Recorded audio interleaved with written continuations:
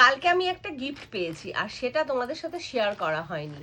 আসলে যে আমাকে গিফটটা দিতে এসেছিল সে খুব তাড়াহুড়োর মধ্যে ছিল, মানে দুপুর তখন ওই 2টো বাজে, ওই টাইমটাই এসেছিল স্কুল থেকে। তা ও স্কুল থেকে আমার বাড়ি হয়ে তারপর বাড়ি ফিরেছে। এবার খুব উটোপাটার মধ্যে ও এসছে আর আমিও তোমাদের সাথে শেয়ার করতে পারিনি। তা যাই হোক, কি গিফট দিয়েছে আর কে দিয়েছে তোমরা আশা করি হয়তো ওকে চিনবে। ও হচ্ছে টিনা, মানে অনেকবারই হয়তো আমার ভিডিওতে দেখেছো টিনাকে। ও আমার বড়দির মেয়ে, মানে আমার জ্যাঠতো দিদি, জ্যাঠতো দিদি বললে ভুল হবে, নিজেরই দিদি, দিদির মেয়ে টিনা।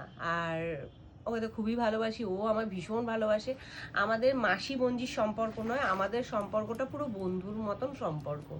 তা ও রিসেন্ট পুরীতে গিয়েছিল, আর পুরী থেকে আমার জন্য দেখো কি সুন্দর জগন্নাথের একটা এরকম ব্যাগ নিয়ে এসছে। এখানেও দেখো জগন্নাথের ছবি রয়েছে, মানে সুতো দিয়ে কাজ করা, আর এখানেও জগন্নাথের রয়েছে, মুখ রয়েছে। আর খুব সুন্দর পার্সটা, এরকম দুখানে, মানে দুদিকে দুখানা চেন রয়েছে, দুখানা না 3খানা চেন রয়েছে, মানে আমি 3 জায়গাতেই আমি রাখতে পারবো। খুব সুন্দর দেখো, খুব সুন্দর, দারুণ ব্যাগটা, মানে 3টে পকেট। আমার খুব পছন্দ হয়েছে। থ্যাংক ইউ টিনা, তোকে সামনাসামনি থ্যাংক ইউ বলা হয়নি, মানে তুই এত তাড়াহুড়োর মধ্যে এলি আর গেলি, মানে কি বলবো। তা তার সাথে তো প্রসাদ আছে, প্রসাদ আর দেখানোর কিছু নেই।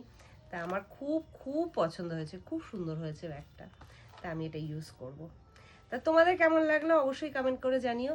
এই ছোট ছোট উপহারগুলো না, সত্যি কথা বলতে বন্ধুরা, মানে আমার খুব ভালো লাগে, খুব, মানে আমি এত খুশি হয়ে যাই যে কি বলবো, তোমাদের বলে বোঝাতে পারবো না।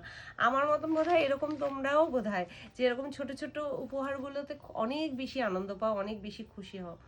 তা উপহার যদিও ছোট হয় না, বড় হয় না, উপহার উপহারই হয়, কিন্তু আমার কাছে এটা ভীষণ স্পেশাল। দারুণ হয়েছে গিফটটা, থ্যাংক ইউ।